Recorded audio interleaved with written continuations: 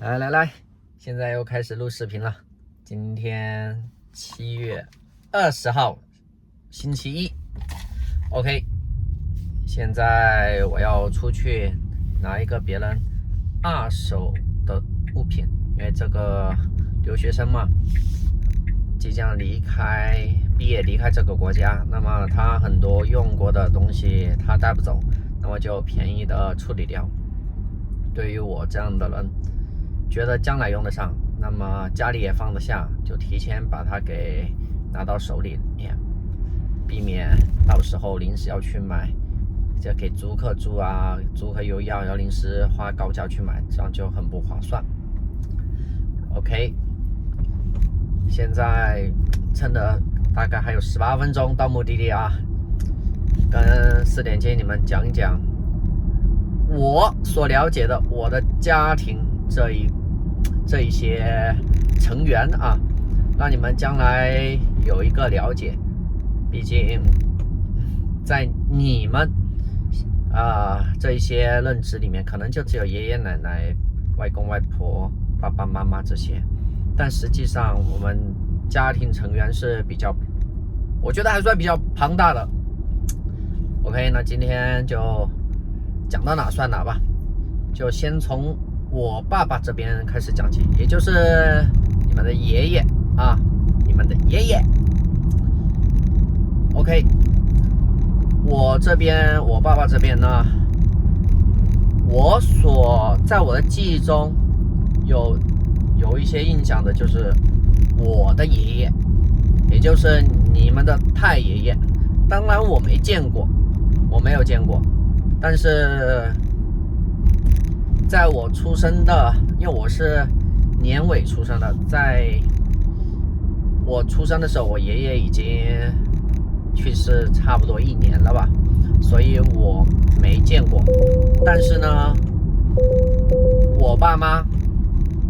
还包括我奶奶有跟我描述过我爷爷的情况，可能大概也就是比较好面子，然后身高比较矮。这个好面子我先说一说啊，因为那个时候家里比较穷，然后舍不得买一些昂贵的菜，那么呢，好面子这一方面就体现出来了。难得我爷爷去买了一回好菜，比如讲买了一条鱼，那么呢，他就会把一些比较便宜的蔬菜呀放在下面，就篮子的下面，就像我们现在去超市采购需要提个手提袋那个时候呢是用菜篮子，然后呢就把什么蔬菜呀、便宜的菜放在这个篮子下面，然后把一条鱼呢就铺在上面，然后回家的路上呢就会碰到一些邻居，然后邻居们就能看到篮子里面，哎呀，某某某啊，人家今天又吃鱼呀，怎么的，然后老人家要面子就喜上眉梢，就脸上有光，因为获得了别人的赞美嘛，对吧？然后讲完了比较好面子，再讲讲这个身高矮，这是我妈说的，就你们奶奶说的啊。讲身高可能就只有1.5米几的身高，这个身高我不知道我妈说话有没有水分在里面，但是想一想啊，假如说1.5米几的身高，我奶奶也是1.5米几，然后我爸是1.68米左右吧，这个就有点悬殊了，是吧？难道说这个后天的营养让先天的不足得到了加强？然后我呢又比我爸身高要高，只能讲长江后浪推前浪一浪胜过一浪。反正我没见过，这个口说无凭，我也不知道，反正我只是描述给你们听一听。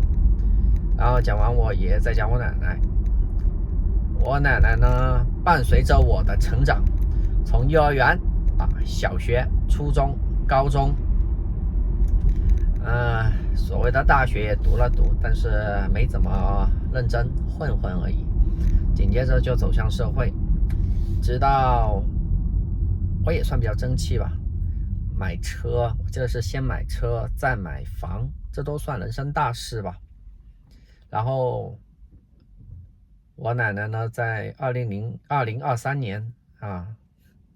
3月6日去世的。去世的时候，你们还没出生呢，4点几，你也没出生。但是我能描述的就是我奶奶呢，在她的成长轨迹中是非常艰苦的，因为我奶奶亲口告诉我说，她是一个童养媳。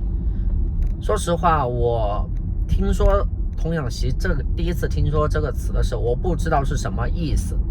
包括现在我也不能完全理解，但是我隐约能大概知道可能从小就是卖到人家家里面，然后慢慢的养大，可能就是给他们家有儿子的将来当老婆吧，可能就这种意思。因为我奶奶她是首先她肯定有亲生父母，但是她从小并不跟她亲生父母在一起生活，她是属于怎么讲呢，过继，也不是讲过继，就童养媳在别人家里面那种，所以她从小不知道她的亲生父母是谁，然后从小到大住过的地方几乎都是围绕着那一片左班班右班班，从来没住过什么好房子。直到我在26岁那年吧，我全款买下了一套在我们那边也算体面的房子，当时是花了我150万人民币，150万人民币全款买下。买下之后，老人家就也没有第一时间住进去，我记得好像是5月份还是6月份买的吧，没有第一时间住进去。有一个原因就是说房子简单的翻新了一下，翻新完了之后呢有点味道，然后没第一时间住。第二个呢就是里面空荡荡的，然后我爸就每天把要用的一些东西每天晚上用自行车搭一点搭着运到买的房子那边去，也不是新房，是二手房，买到那边去，就这样，然后晚上在那边住，第二天早上再回来。反正当时买的房子跟当时住的地方相隔也不远，走路也就15分钟左右吧。反正就这样，我奶奶就讲我爸就是那种老猫叼着老鼠这样走路，然后坚持了半年，把东西都搬过去了。搬过去了之后呢，差不多9月份吧，我奶奶才过去住了有7、8年，3年，大概有8年时间吧，住在稍微好的环境里面。毕竟那是成套的房子，就是里面有卫生间、有卧室、有厨房的。要知道在我买房以前，我们家里面是没有所谓成套的房子，住是住的地方，你要上个厕所还得走出你的房子，不是走出你的卧室，走出你的房子，然后厨房也是走出你的房子，就非常不方便。尤其是到了冬天，你要洗澡要干嘛，洗衣服，根本没有一个宽敞的地方，宽敞的空间给到你去洗澡洗衣服。这样的生活说实话过了很多年，直到我买下就150万买下那套房子。所以我奶奶她是经历过苦难，但是在晚年呢享受到一点我的福吧，真的享受到一点。包括我奶奶的一个应该是没有血缘的弟弟，因为他们都不是同一个姓。每年春节的时候都会来我这边，因为我奶奶当时还健在，就说现在应该知足啦，住上了好房子。毕竟我那个房子在这些亲戚里面算是 No.1， 真的当时是算 No.1 的。讲完我奶奶这个住的地方搬来搬去之后，还需要讲就是我以前读书印象特别深刻，就念初中的时候吧，几乎都是晚上跟我奶奶一起睡，然后每天早上呢，我奶奶要么给我做吃的，做早餐吃，要么呢带着我出去买好吃的早餐给到我。可以说我跟我奶奶的感情呢特别深，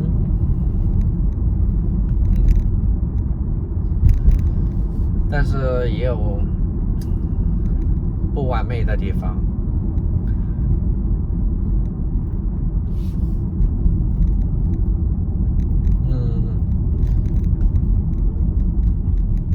就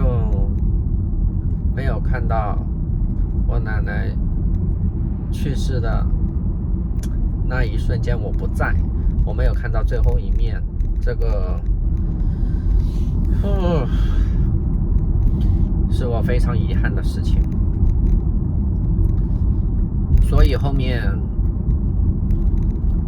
你们4点金出生之后，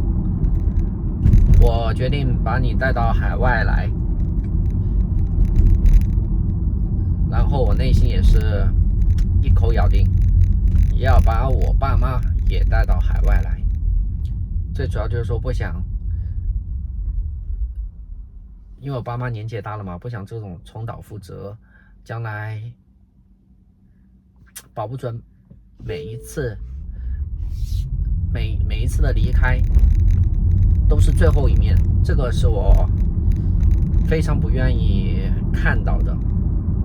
所以我真的是费尽千辛万苦把我爸妈又把你们爷爷奶奶带到这边来，这条路说实话不好走，这怪不得谁，只能怪我出生不好，因为这个是出生决定的，并不是说我父母把我生得不好，而是那种出生，我不知道你能不能理解。因为有些地球上面有一些人他能够迁徙自由又有一些人呢他做不到自由，去哪里处处都受限制，你要层层的准备文件怎么的。所以我真的是把我爸妈带到国外来，我前后花了半年上下的时间吧，有这么长时间，这个我心里清楚。反正这就是我爷爷奶奶的情况。至于我爸妈呢，也是很不容易把我给养大。我呢，小学的时候还算争气，学习成绩也算可以。那时候我爸妈对我也是挺自豪的，然后他们也算够努力，虽然讲没有给我锦衣玉食的生活，但至少他们在自己力所能及的范围内给了我最好的。比如讲后面我初中的时候学习成绩时好时差，其实那个时间段吧，如果我能够端正学习态度，知道学习的重要性，把时间少花一点在玩上面，就好好的学习，我能够非常 OK 的。但是我没有那么做，我非常贪玩，就导致我父母呢把辛辛苦苦赚的钱又拿给我去补课补习，但那时候我内心并不在学习上面，就导致很多钱可谓都打了水漂。这个是我非常可惜，非常后悔的一件事情。因为有些事情，有些东西啊，不能够像我当年那样去随意的浪费，随意的践踏，这个是非常不好的。这也是为什么我想给你们录这些视频，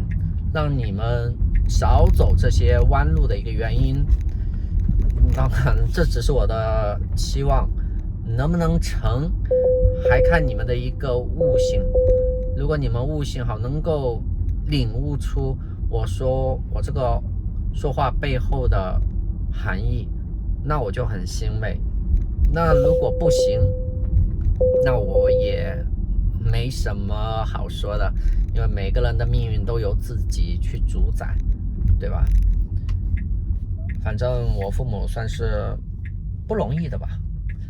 OK， 视频先录到这，快到目的地了。好，继续开始录。刚刚拿完东西，然后我不知道讲到哪了，反正讲我父母吧。我父亲他是一个技术工人，按照这边的话来讲吧，他算是一个工程师，心灵手巧啊，能做的东西非常多。基本上他属于那种杂而不精的类型。他懂电，懂得去修电啊，弄水，然后做一些钣金活。钣金是他的强项啊，具体什么叫钣金也很难和你们解释。然后还会做一些小玩意儿，比如讲这个削水果的这个叫什么玩意儿，它也能够用几块铁皮就直接做成一个非常好的一个削水果的一个玩意儿，这个我挺佩服的。还有以前家里做的板凳啊，这些也是我爸去做的。包括我以前的那个童车，这个没想到吧？童车我自己骑的一个3轮车，也是我爸拿别人这种二手的，然后自己去把一些不好的地方、坏了的地方给修好，然后给我骑。这个没办法，那个时候家里经济条件不好，只能这样。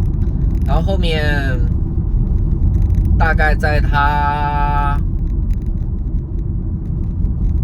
40岁的时候吧，然后这个咱们国家有一个总理强调什么体制改革，然后我爸就光荣的不算下岗，他属于轮流下岗，就1个月你去上几天班，然后呢另外一个人上几天班，就这样。然后并不说你上班上少了工资就赚那么多给，不是，工资也给你打折扣。那没办法，那个收入不高嘛，对吧？等于说就只能在家闲赋在家，没办法。这个时候我奶奶就只能帮衬着，在经济方面扶持一下嘛，毕竟一个亲生儿子是吧，一个亲孙子，那有啥办法呢？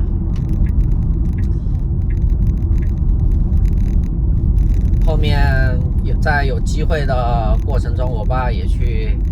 打零工什么的，那没办法，这个家里这么多张嘴巴要吃饭，又不可能一直仰仗着老人家去补贴，是吧？所以就一直等于说我爸在40岁的时候就处于一个半退休状态，中间可以在外面打散工，同时等到退休的那一天，因为他是工厂给你一直交着那个养老保险，一次性交到你60岁，等于说你只要熬到60岁那一天，你就可以享受这个退休金，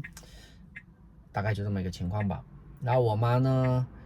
平时她有个手艺活，你奶奶有手艺活，能够做衣服，所以她主要任务就是在家里照顾我，然后干点家务，还有时间多的话就用她手艺活去帮别人做衣服裤子，然后补一补衣服裤子，这一些赚点小钱，真的是小钱，小到什么程度？做一件衣服10块钱人民币，10块钱人民币，2美元不到，就这个程度，2欧元也不到。你说这点钱够干什么？够生活。当时家里条件就是这样，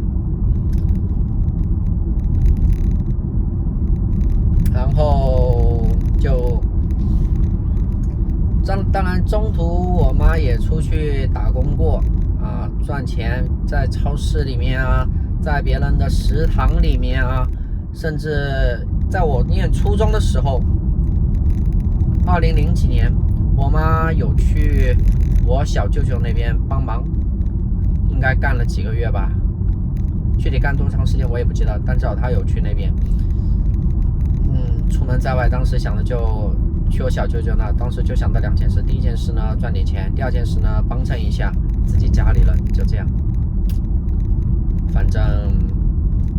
我爸妈、我爷爷、你们爷爷奶奶，他们的成长历程就这样。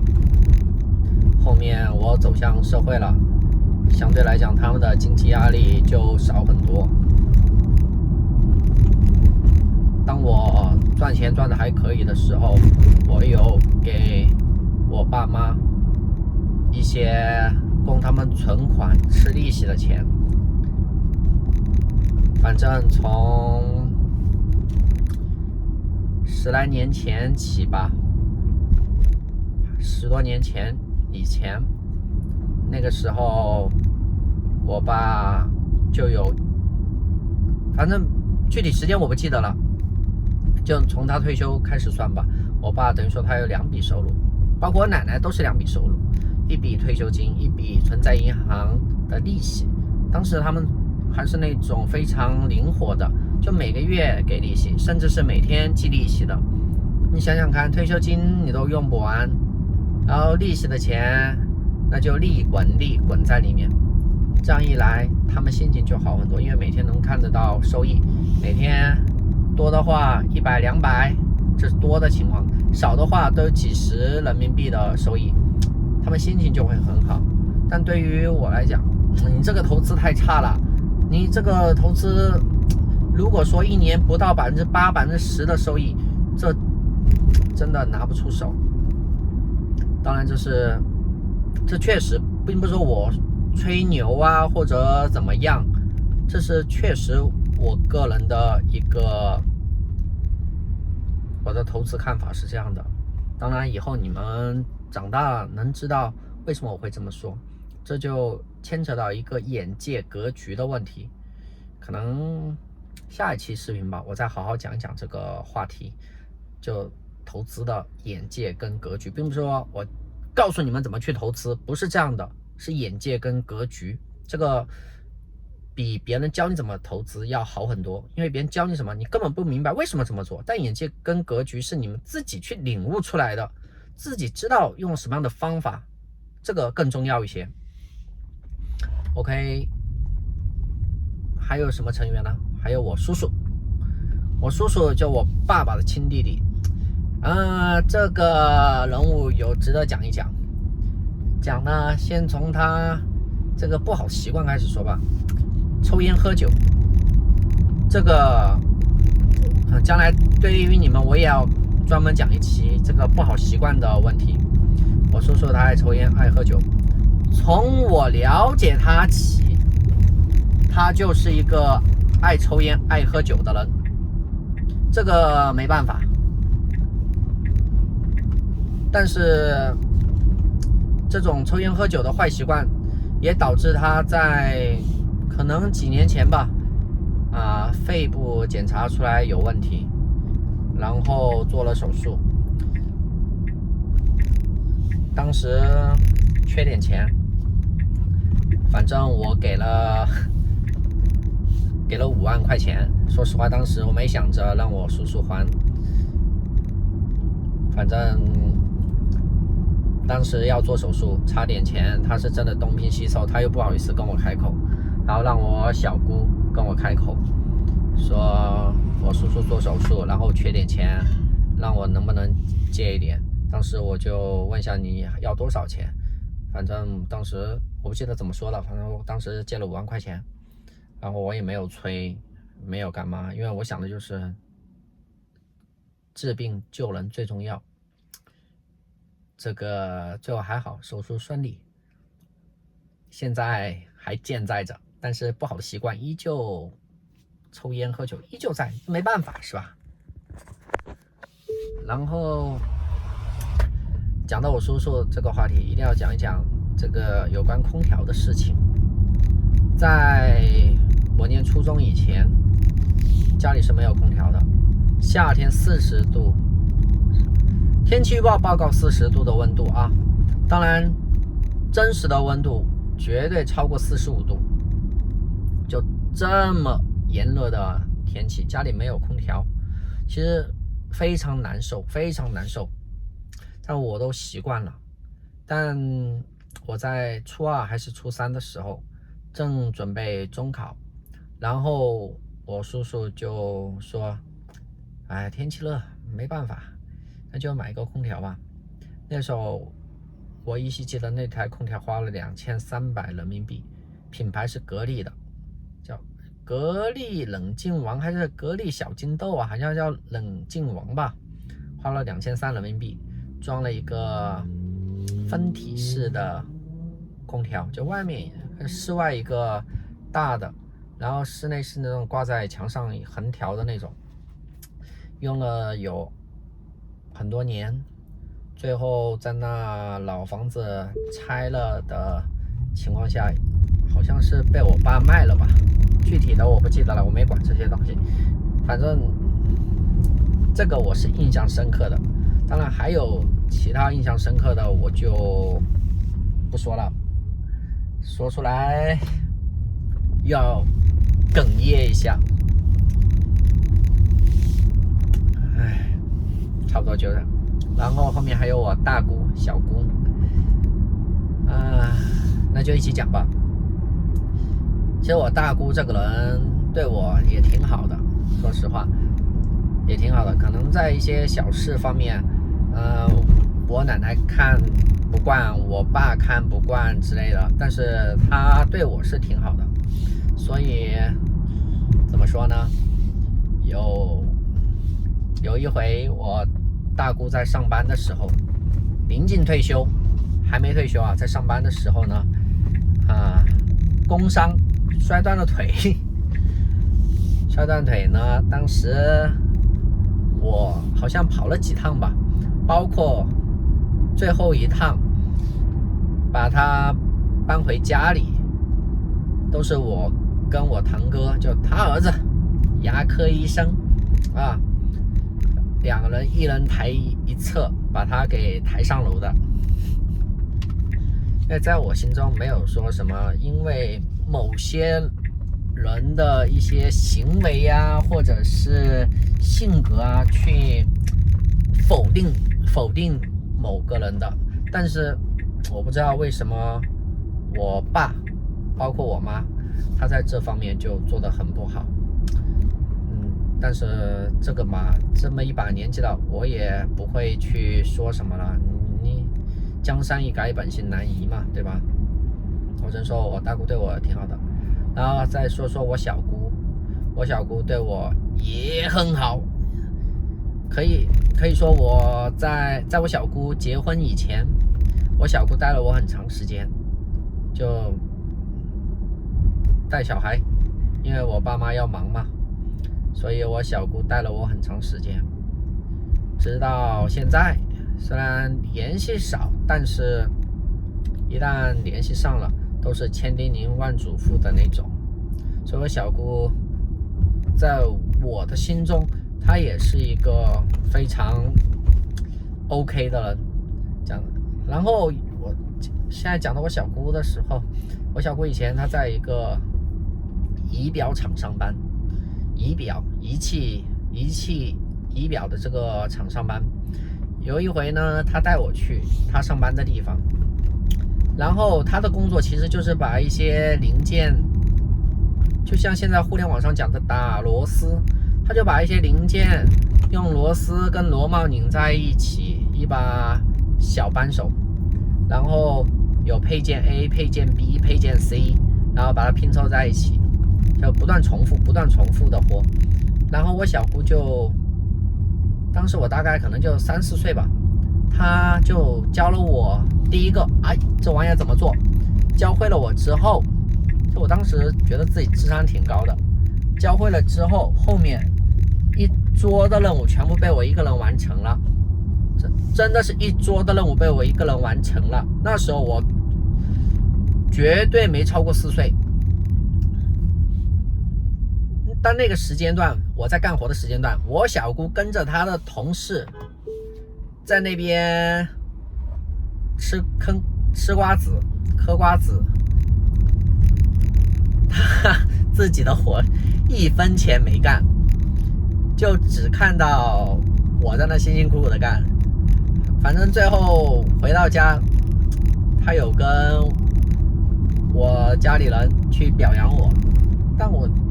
当时好像对这种表扬没有太在意吧，可能觉得这么简单的活，为啥你不懂得干，为啥你不会干之类的。我当时内心想法是这样的。后来我小姑挺老实的一个人，反正很多赚钱的机会她都会一声叹息的方式给错过，没办法。反正后面也是不断的打工，包括在培养我堂妹方面，我堂妹算是我们家里面唯一一个考上985大学的高材生，唯一一个考上985的。但是在她以前读书的时候，在高考以前读书的时候，尤其是念小学念初中，那真的是不断的补课，用钱堆砌起来的。这么说吧，1个月有4个星期，我就要去接我堂妹，至少接2回，多的话接3回。当时电动自行车还没有兴起的时候，我是骑自行车去接的。反正路途也不远，大概就是3公里左右吧。反正我小姑她是一个非常重视孩子教育的人，她虽然自己没什么文化，不懂得怎么去规划，不懂得怎么去教育孩子，但是她知道读书的重要性。可以说她每赚1000块钱，至少有600块钱会砸在小孩的教育上面，不管这个钱是用来买书也好，还是补课也好，这一点我非常佩服。反正老一辈的人，他们都有一个概念，就是知识，不能讲知识，应该讲成绩改变命运。成绩，只要你成绩好，那么平时考试就好，平时考试就好的话，就能够进一所好的中学，能进一所好的中学，就对于你将来考大学有一个很好的保障。当时就是这么一个想法。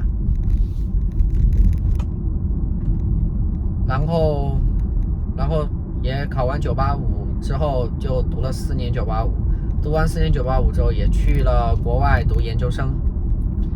那至于跟我同辈的，我就暂时不讲了，反正你们将来也会碰面的时候，自然而然也就知道了。那这一期视频呢就讲到这，下一期视频就讲我妈那边的成员情况，好吧？待会儿我会把这2段视频合并在一起，看看这个时长有没有上到半小时，感觉废话挺多的。就这样，拜拜。